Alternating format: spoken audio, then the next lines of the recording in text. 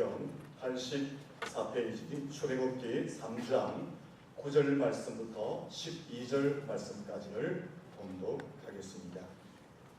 이제 가라, 이스라엘 자손의 부르짖음이 내게 달하고 애굽 사람이 그들을 괴롭게 하는 학대도 내가 보았으니 이제 내가 너를 바로에게 보내어 너에게 내 백성 이스라엘 자손을 애굽에서 인도하여 내게 하리라. 모세가 하나님께 아뢰되 내가 누구이기에 바로에게 가며 이스라엘 자손을 애굽에서 인도하여 내리이까. 하나님이 이르시되 내가 반드시 너와 함께 있으리라.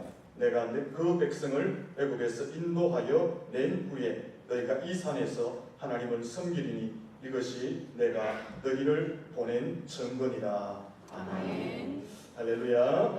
우리 앞뒤자로 인사하며 축복합니다. 잘 되고 있습니다. 더 잘 될 것입니다. 날씨가 많이 더우시죠? 날씨가 더울 때에 특별히 여러분 건강 유의하시고 건강 잃지 않도록 조심하시며 맛있는 것 특히 많이 드시기를 바랍니다. 체력이 떨어질 때는 맛있는 음식을 많이 드셔야 합니다. 그러면서 영적으로 떨어질 때는 뭘 먹어야 됩니까? 말씀. 맛있는 음식도 드시고 여러분들에는 말씀에 또 집중하셔서 영과 육이 더위를 이겨낼 수 있기를 예수님 이름으로 축복합니다. 우리 모두는 하나님께 부름을 받고 예수를 믿어 하나님의 자녀가 되었습니다. 예수를 믿고 하나님의 자녀됨을 확신하시면 아멘 하겠습니다. 아멘. 확신하십니까? 아멘. 우리가 하나님을 믿고 예수 그리스도 안에서 하나님의 자녀가 되는 것은 세상에서 가장 큰 은혜이고 가장 큰 축복입니다. 우리가 이 은혜와 축복에 감사하면서 우리의 마음속 깊이에 또 하나의 소망을 갖고 있습니다. 그 소망은 하나님의 자녀로서 예수님의 제자로서 이 땅을 살아가면서 삶 가운데 좀 더 가치 있고 좀 더 의미 있는 삶을 살고 싶어하는 소망이 우리 속에 있습니다. 그 소망이 무엇입니까? 첫째는 하나님의 뜻을 이루고 하나님께서 주신 사명을 감당하여 하나님을 기쁘시게 하고 하나님께 영광을 돌리고자 하는 소망이고, 둘째는 나를 통해서 하나님의 은혜가, 하나님의 축복이, 하나님의 기적이, 하나님의 사랑이 세상 가운데 강같이 흘러가는 것, 내가 은혜의 통로가 되고 축복의 통로가 되고 기적의 통로가 되고 예수 그리스도 안에 있는 사랑과 기쁨과 평안의 축복의 통로가 되어 살고 싶은 것, 그것이 우리 속에 있는 간절한 소망인 줄로 믿습니다. 아브라함이 개인은 물론이고 자신을 통해서 가정과 가문과 민족과 열방이 복을 받았던 것처럼 우리 역시 우리 개인을 통해서 가정과 가문과 민족과 열방 가운데 하나님의 은혜와 축복과 기적이 강같이 흘러가게 하는 것, 그것이 우리의 간절한 소망인 줄로 믿습니다. 요약하면 우리가 하나님의 자녀로만, 예수 믿는 예수님의 제자로만 사는 것이 아니라 이 땅을 사는 동안에 하나님의 기뻐하심과 하나님의 영광을 드러내는 삶, 그리고 우리를 통하여서 하나님이 주신 은혜와 기적과 축복과 사랑과 평안과 기쁨이 세상 가운데 강같이 흘러가도록 하는 그 축복의 통로로 살아가는 것이 우리의 간절한 소망인 줄로 믿습니다. 옆 사람의 소망을 한번 물어볼까요? 당신의 소망은 무엇입니까? 그래도 돈 버는 기다 아이가, 그래도 건강한 거 아이가. 그래요, 우리의 소망이 될 수도 있지만 하나님의 자녀가 되고 예수님의 제자가 된 이상, 첫째는 하나님의 영광을 드러내는 것이 우리의 소망인 줄로 믿습니다. 둘째는 하나님이 내게 베푸신 은혜와 기적과 축복과 평안과 사랑을 세상 가운데 강같이 흘러보내는 축복의 통로로 사는 것, 그것이 우리의 소망인 줄로 믿습니다. 이제 이 소망을 가지면서 하나님 앞에 한 가지 질문을 던져야 됩니다. 어떤 질문을 던질까요? 하나님께서는 어떤 사람을 불러서 사용하십니까? 과연 하나님은 어떤 사람을 불러서 쓰실까라는 것입니다. 이 질문에 대한 하나님의 대답은 조건이나 환경이나 외모나 모습을 따지지 않고 불러서 쓰신다. 이것이 하나님의 대답인 줄로 믿습니다. 창세기 12장에 보면 아브라함이 등장하는데 믿음의 조상, 열국의 아비, 순종의 사람, 축복의 통로로 하나님 앞에 귀하고 정기하게 쓰임을 받았습니다. 열왕기상 16장에 보면 엘리야가 등장하는데 세상이 감당치 못할 사람으로 살아갔습니다. 갈멜산에서 불을 내려서 850명의 이방신을 섬기는 선지자들과 싸워 승리한 사람이었습니다. 3년 6개월 동안 하늘문이 닫혀서 땅이 갈라지고 있을 때에 하늘에서 장대기를 내리게 한 기적의 사람이었습니다. 죽음을 맛보지 않고 불수레를 타고 하나님 나라로 올라간 그렇게 정대하고 귀하게 쓰임받은 사람이 바로 엘리야였습니다. 사무엘상에 보면 다윗이 등장합니다. 이 다윗은 믿음의 대장부였고 백전 백성의 용사였고 이스라엘 나라를 가장 강력한 나라로 세운 군주였고 소년 때는 골리앗을 쓰러뜨린 그런 용맹 있는 소년이었습니다.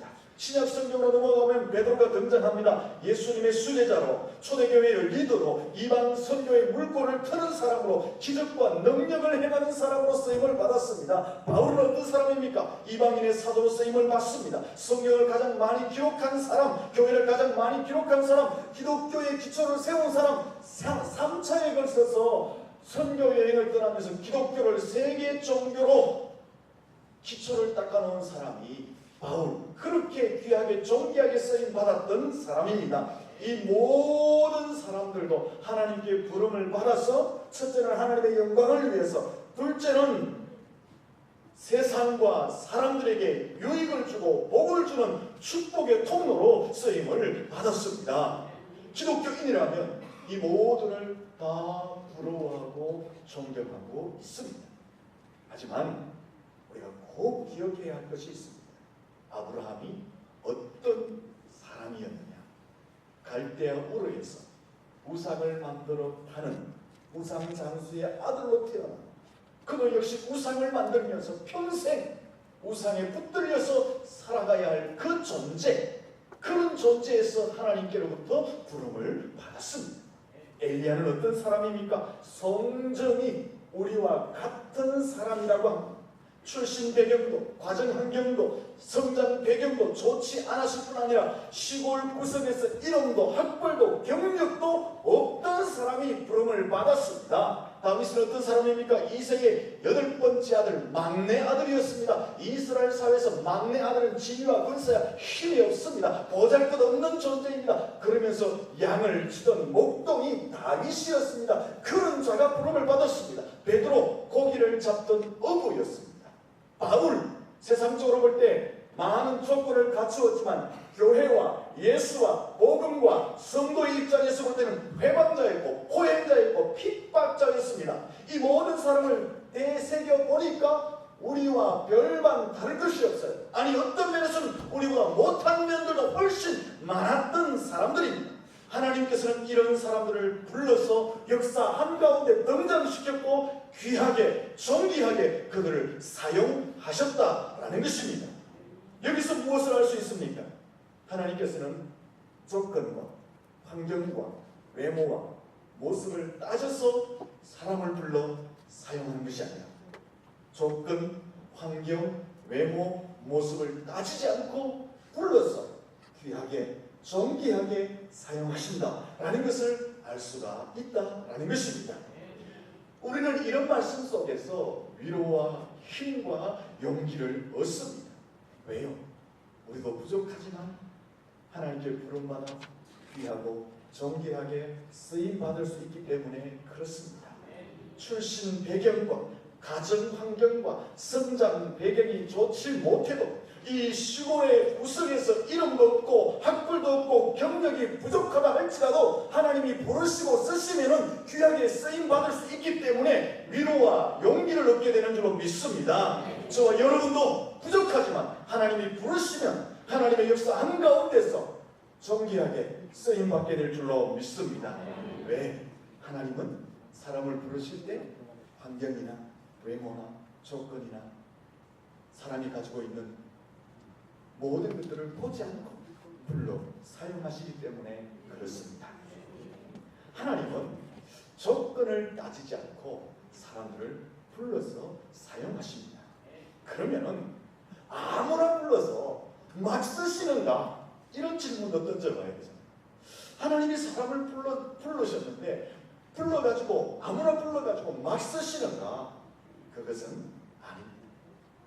두 번째로 알아야 할 것은 조건 없이 사람을 부르시지만 부르신 그 사람들을 준비시키고 다듬으시고 연단하시고 만든 다음에 사용하시더라라는 것입니다.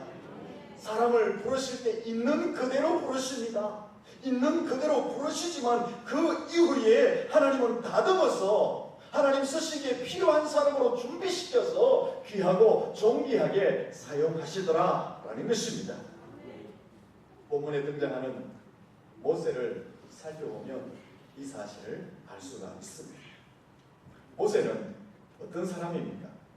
모세는 태어난 이후에 3개월 만에 갈대 상자에 쌓여 나일강에 버림을 받습니다. 바로 왕, 애굽의 바로 왕 정책 때문에 버림을 받았지만 때마침 바로의 공주가 목욕하러 오다가 그 갈대 상자를 발견하고 모세를 보면서 너무 아름답게 보여서 자기의 아들로 삼게 됩니다.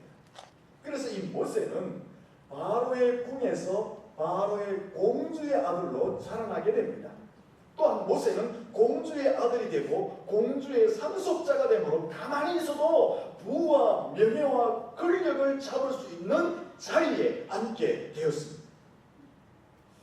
그런데 40년 동안 그 궁에 있었지만 40년 되던 어느 날 이 모세의 눈에 한 사건이 목격됩니다. 바로 애굽 사람과 히브리 사람이 서로 다투는데 애굽 사람이 히브리 사람을 치는 것입니다. 거기서 이 모세도 히브리 사람이잖아요. 그래서 의문이 일어납니다. 다가가서 그 애굽 사람을 쳐서 죽이고 모래에 파묻어 버립니다. 이 사건이 은밀하게 진행되었지만 곧 알려지게 됩니다. 알려지게 되었는데 바로 왕까지 이 사실을 알게 됩니다. 그래서 바로 왕이 모세를 죽이려고 추적을 합니다. 이 사실을 안 모세는 광야로 피난, 광야로 나가버리고 말았습니다. 우리가 이 사건에서 무엇을 봐야 되느냐? 세상적인 시각에서 볼 때는 모세는 바로를 피해서 광야로 나간 것처럼 보여집니다. 하지만 영적인 시각에서 볼 때는 하나님께서 광야로 모세를 부르셨다는 것으로 볼 수 있게 되는 것입니다. 왜 하나님께서는 모세를 광야로 부르셨느냐 하는 것입니다. 모세를 하나님의 일에 지도자로 세우기 위해서, 사명자로 일꾼으로 세워서 사용하시기 위해서 광야로 불러 준비케 하고 다듬고 만들기 위해서 하나님이 광야로 모세를 부르셨다라는 것입니다.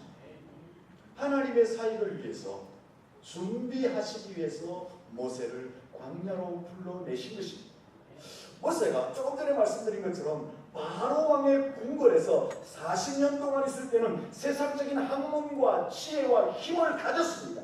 하지만 그것으로는 이스라엘 백성들을 출애굽시켜서 광야로 인도할 하나님의 일을 감당할 수가 없는 거예요. 하나님의 사역, 하나님의 일, 하나님의 뜻을 이룰 수가 없는 거예요. 그 하나님의 사역과 일과 뜻을 이루기 위해서 하나님께서는 광야로 보내셔서 모세를 다듬으시고 믿음을 키우시고 성품을 만드시고 그의 역량을 키워 가셨다라는 것입니다. 하나님의 사람으로 준비시키기 위해서 광야로 하나님이 내몰아 가셨다라는 것입니다. 왜 하나님은 애굽의 궁정에서 편안하게 살 수 있는 모세를 그런 사건을 통해서 광야로 몰아내시느냐.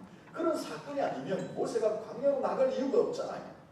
특별한 사건을 주면서 모세를 광야로 몰아내신 이유는 40년 광야 생활을 통해서 이스라엘 백성들을 애굽으로부터 출애굽시켜서 광야에서 가나안으로 인도하는 그 하나님의 위대한 일을 감당케 하도록 준비시키는 그 일을 위해서, 따듬기 위해서, 영양을 배출하고 믿음을 더하고 성품을 더하기 위해서 광야로 하나님이 부르셨다라는 것입니다. 그 광야에서 몇 년을 있습니까? 40년을 있습니다. 애굽의 궁정에서 40년, 광야에서 40년을 준비합니다.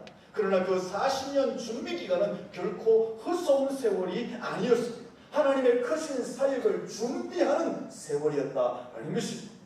여러분, 우리가 이 사실을 보면서 꼭 명심해야 할 것이 있습니다. 하나님께서는 사람을 불러서 귀하고 존귀하게 쓰시기 전에 반드시 어디에 세우실까요? 광야에 세우신다라는 것입니다. 왜 광야에 세우실까요? 하나님의 일을 할 수 있도록 준비케 하시기 위해서, 다듬고 만들기 위해서 그 광야에 반드시 세우게 됩니다. 광야는 어떤 것입니까? 위험과 고통과 재난과 악조건과 변화가 무쌍한 곳이 광야입니다. 광야는 어떤 곳입니까? 거친 곳입니다. 척박한 곳입니다. 황폐한 곳입니다. 물이 없습니다. 농사를 지을 수가 없습니다. 뱀과 정갈이 우글거리는 위험한 곳이 광야입니다. 하지만 그 광야는 어떤 장소일까요? 연단의 장소입니다. 그 광야는 어떤 곳일까요? 준비의 장소입니다. 그 광야는 어떤 곳일까요? 하나님의 일을 위해서 만들어지고 다듬어지는 장소다라는 것입니다. 그래서 신학자 제이비 버킹엄은 그의 저서 광야로 통하는 길에서 광야에 대해서 이렇게 정리를 했습니다. 광야는 정결케 하는 곳, 광야는 준비시키는 곳, 그곳은 세상의 떠들썩한 소리와 부드럽고 조용한 하나님의 음성을 구별할 수 있는 법을 배우는 곳이 광야다. 그렇게 정의를 했습니다. 광야는 어떤 곳입니까? 육신의 눈으로 보면 거칠고 위험한 곳입니다. 하지만 영적인 눈으로 보면 그 광야는 하나님의 사람으로 세워지기 위해서 연단받는 것, 정결케 되는 것, 준비되어지는 것, 세상의 잡다한 소리와 부드럽고 상냥한 선명한 섬세한 하나님의 음성을 구별해내는 것을 배우는 곳이 바로 광야라는 것입니다. 사랑하는 성도들, 지금 여러분 혹시 광야 가운데 서 있지 않습니까? 물질이라는 어려움 때문에 광야에 서 있지 않습니다. 육신의 질병이라는 광야, 가정의 크고 작은 문제로 인한 가정의 광야, 관계로 인한 내 마음에 뼈를 녹게 하는 내 마음에 상처를 주는 그런 광야, 내 인생의 문제가 흘려지지 않는 광야, 사업의 광야, 여러 가지 여러분 인생의 광야에 서 있지 않습니까? 그 광야에 서 있는데 오래도록 혹시 광야에 서 있지 않습니까? 그것 때문에 힘들고 괴롭고 어렵지는 않습니다. 그러나 명심하십시오. 그 광야가 파멸의 장소가 아니라는 것입니다. 정결케 하는 것인 줄로 믿습니다. 준비케 하는 것인 줄로 믿습니다. 부드러운 하나님의 음성을 구별할 수 있는 그 법을 배우는 것인 줄로 믿습니다. 하나님의 힘과 하나님의 지혜를 공급받는 것인 줄로 믿습니다. 하나님의 사람으로 연단받고 다듬어지고 세워지는 것인 줄로 믿습니다. 그 광야에서, 여러분이 서 있는 그 광야에서 준비되어지고 다듬어지는 하나님이 쓰시는 귀한 존재로 세워지게 될 줄로 믿습니다. 아름답게 쓰임받는 사역자로 세워지게 될 줄로 믿습니다. 그러므로 이 우리가 광야를 지난다는 그 세월이 좀 길다 할지라도 그 광야는 허송 세월이 아니라는 것입니다. 그러므로 그 광야 가운데 있을 때에 인내하며 광야를 잘 거쳐갈 수 있기를 예수님 이름으로 축원합니다. 몇 사람한테 인사할까요? 광야는 인내하며 견디는 것입니다. 자, 다시 한번 이제 광야를 거치게 하는 이유, 우리를 광야에 세우는 이유를 살펴보았습니다. 몇 가지 더 우리를 광야에 세우는 이유를 간략하게 살펴보겠습니다. 첫 번째는 무엇이라고 말씀드렸습니까? 왜 우리를 인생의 광야에 세우느냐? 파멸이 아니라는 것입니다. 물질과 건강과 가정과 사업과 관계와 삶의 인생의 문제라는 광야에 내모는 것은 여러분을 파멸케 하기 위한 것이 아니라 무엇입니까? 하나님의 사람으로 쓰시기 위해서 정결케 하는 것인 줄로 믿습니다. 준비시키는 것인 줄로 믿습니다. 하나님의 힘과 지혜를 공급시키는 것인 줄로 믿습니다. 나듬고 연단하는 것인 줄로 믿습니다. 첫 번째 이유는 그렇게 하나님의 사람으로 세우기 위해서 다른 것입니다. 준비케 하는 것이 광야입니다. 또 그러면 왜 하나님은 우리를 그 광야로 내몰아 세우셔서 우리를 나듬고 정결하게 하고 준비케 하느냐라는 것입니다. 왜 광야에 세울까요? 이런 비유가 있죠. 여기 그릇이 있어요. 이 그릇 속에 깨끗한 물이 있습니다. 그래서 제가 목이 마르면 이 물을 여러분이 부러워하듯이 고도로 마시게 되는 것입니다. 부럽지요? 목 마른데 한 잔 마셔야 되는데 이 그릇에는 절대 더러운 물을 담지 않습니다. 그렇죠? 더러운 물을 담으면 이 그릇은 쓸 수가 없습니다. 부모가 자식에게 그릇에 물을 담아주는데 그 그릇에다가 더러운 물을 담아줄 부모가 있습니다. 아닙니다.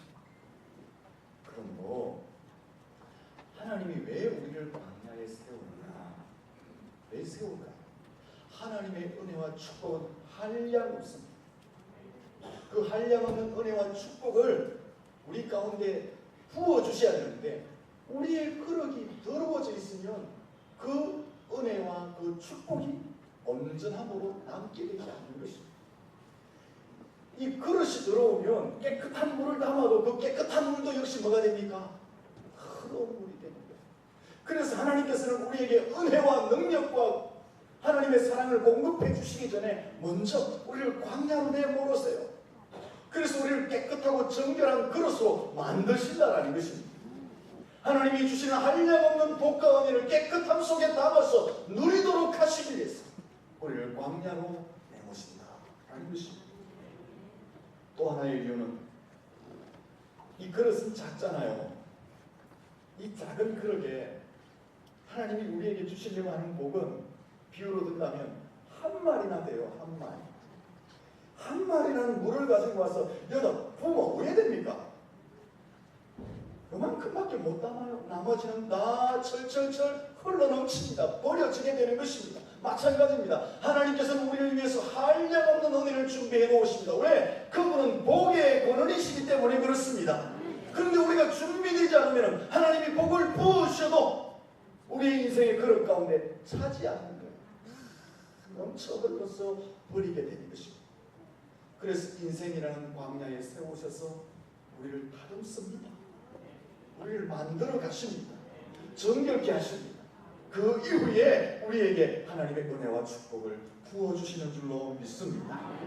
또 하나 알아야 할 것은 우리가 광야에서 준비되지 않으면 하나님이 아무리 좋은 복을 주셔도 그 복을 주체하지 못해요.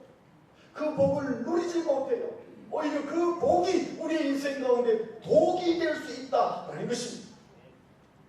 사랑하는 성도, 준비되지 않으면, 그릇이 준비되지 않으면 그 하나님의 은혜가 부어져도 다 흘러넘쳐서 버려질 뿐 아니라 하나님이 은혜를 주신다 할지라도 그 은혜를 하나님께 감사하지 않고 잊어버리고 내 힘과 내 잘남과 내 지식과 내 노력으로 이 모든 것이 된 줄 알고 스스로 교만해질 수 있어요.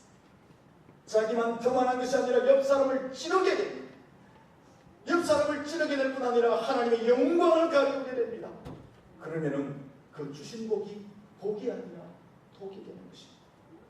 그래서 광야에 내몰아서 하나님은 만지시고 다듬고 빚고 깨고 쪼아서 만든 이후에 하나님이 주신 복을 온전히 누릴 수 있도록, 그 주신 복을 통해서 하나님께 영광을 돌리고 그 주신 복을 통해서 하나님의 축복의 통로로 살아가도록 만드신 이후에 하나님이 복을 주신다라는 것입니다.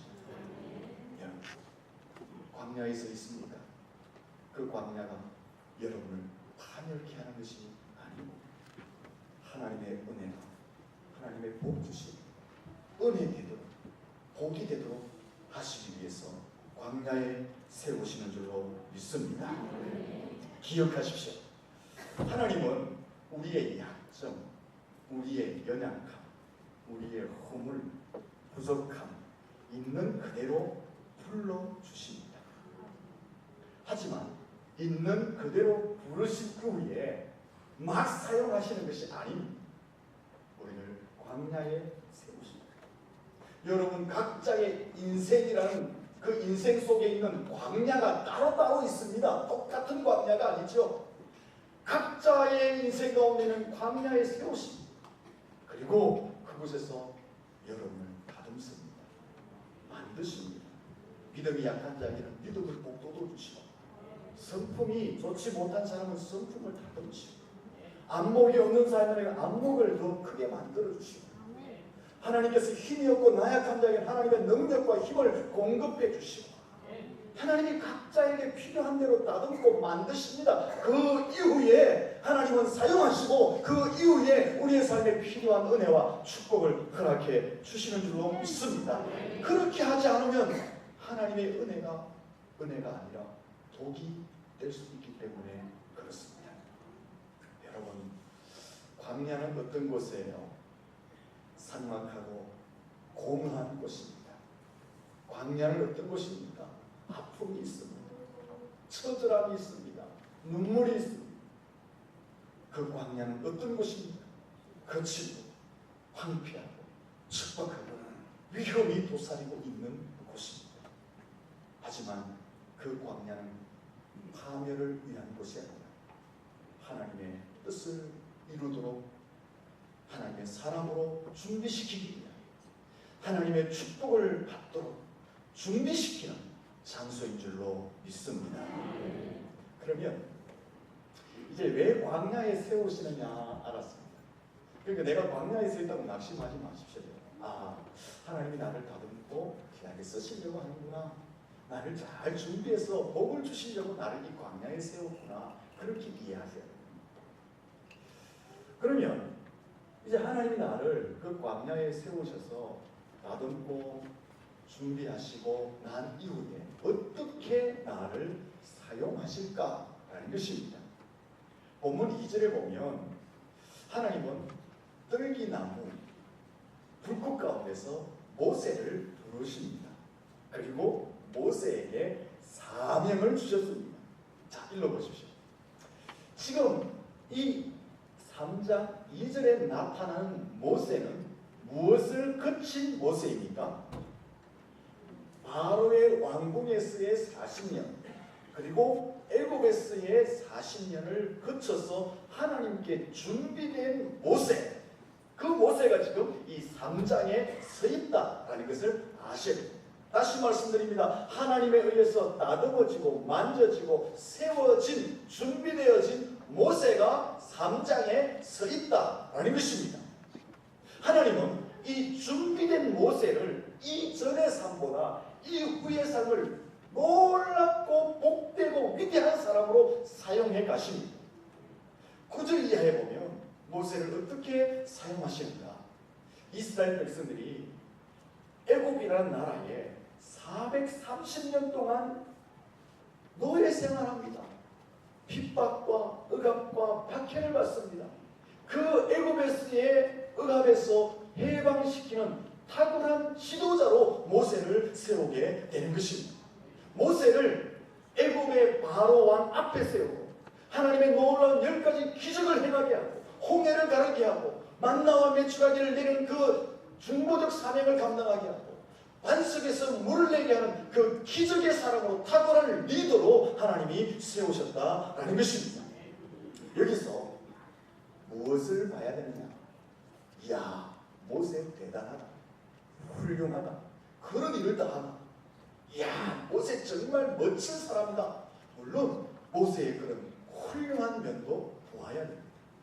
그러나 좀 더 차원 높게 모세를 바라봐야 됩니다. 첫째는 무엇입니까? 하나님의 역사 속에 부름을 받고 하나님의 일꾼으로 위대하게 쓰임받는 모세를 볼 수 있어야 하는 것입니다. 둘째는 이스라엘 백성들을 해방시키고 꿈에 그리던 가나안 땅으로 인도해가는 그 축복의 통로, 하나님의 기적의 통로, 하나님의 역사의 통로로 쓰임받는 그 모세를 볼 수 있어야 하는 것입니다. 지금 모세는 어떻게 쓰임받습니까? 하나님께 귀하게 쓰임받고 있습니다. 민족과 나라를 구원해내는 사람으로 쓰임을 받고 있습니다. 다시 말씀드립니다. 모세는 준비된 이후에 하나님의 뜻을 이루는, 하나님의 영광을 드러내는 사람으로 쓰임을 받습니다. 그리고 자기의 민족과 나라를 애굽에서 해방시켜서 가나안 땅으로 인도해가는 축복의 통로, 기적의 통로, 역사의 통로로 모세가 지금 쓰임을 받고 있다라는 것입니다. 하나님의 영광을 위해서, 민족과 세상을 위해서 귀하게 통로로, 축복의 통로로 쓰임을 받고 모세가 있다라는 것입니다. 얼마나 귀하고 놀랍습니다. 이것 때문에 모세가 어디에 서 있었을까요? 광야 40년 동안 서 있었다는 것을 기억하셔야 하는 것입니다. 사랑하는 성도 여러분, 지금 여러분 어디에 서 있습니까? 인생의 광야 가운데 서 있습니까? 조금 전에 말씀드린 것처럼 그 광야 가운데 오랫도록 벗어나지 못하고 서 있습니까? 그래서 힘들고 고통스럽습니까? 분명한 것은 그 광야는 파멸을 위한 광야가 아닙니다.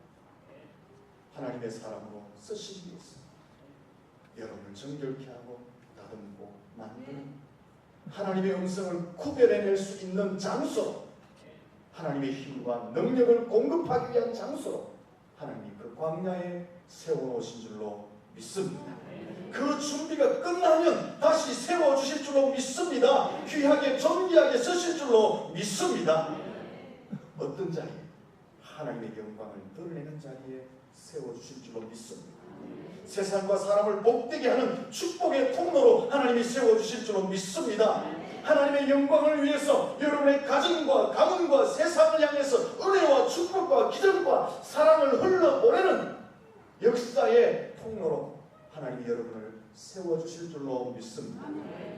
그런데 만약에 하나님이 여러분에게 은혜를 주셨는데 그 주신 은혜를 흘러보내지 않으면 여러분 인생 가운데 문제가 생기게 됩니다. 통로는 막히면 안 됩니다. 우리 몸속에 있는 핏줄 막히면 큰일 납니다. 물이 흘러가는 수도 파이프 막히면 썩거나 터져버립니다. 하나님께서 위로 주신 그 은혜, 그 축복, 그 사랑, 그 평강, 그 기적들, 하나님의 모든 신령한 것들, 그것을 우리에게만 딱 가두어두면 문제가 생깁니다. 그래서 하나님이 위로부터 우리에게 주시는 것은 세상을 향해서, 사람을 향해서 흘러보내는 삶을 살아야 하는 것입니다. 하나님께서는 이것을 위해서 우리를 어디에 세우실까요? 우리를 광야에 세우십니다. 여러분이 나가지 않으려고 몸부림쳐도 이것 때문에 하나님은 몰아내십니다. 그리고 그곳에서 하나님은 연단하시고 다듬으십니다.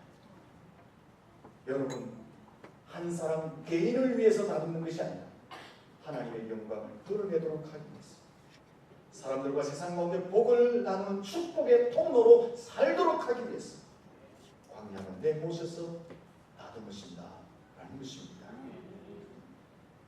여러분, 반드시 기억하십시오. 하나님은 우리 있는 그대로 불러주십니다. 하지만 있는 그대로 쓰시는 것이 아니라 우리를 다듬어서 쓰십니다. 광야로 내모셔서 반드시 다듬습니다. 그 광야가 힘들고 어렵다고 낙심하지 마십시오. 인내하며 잘 지나가십시오. 그러면 준비된 이유 하나님이 여러분을 세우셨습니다. 영광을 받으시고 여러분의 가정과 가문과 세상과 사람들에게 복을 나누는 축복의 통로로 쓰실 줄로 믿습니다. 옆 사람에게 한번 인사할까요? 광야에 서야 할 이유가 있습니다. 그러나 여러분 두려워하지 마십시오. 하나님은 반드시 그 광야를 거치도록 도와주실 줄로 믿습니다. 여러분이 낙심만 하지 않으면 하나님이 도우셔서 그 광야를 지나게 하시고 준비케 하시기 위해 하나님의 영광을 위해서 또한 세상을 향해서 사람을 향해서 복을 나누는 축복의 통로로 세워주실 줄로 믿습니다. 이 하나님의 은혜를 믿고 끝까지 잘 달려갔습니다.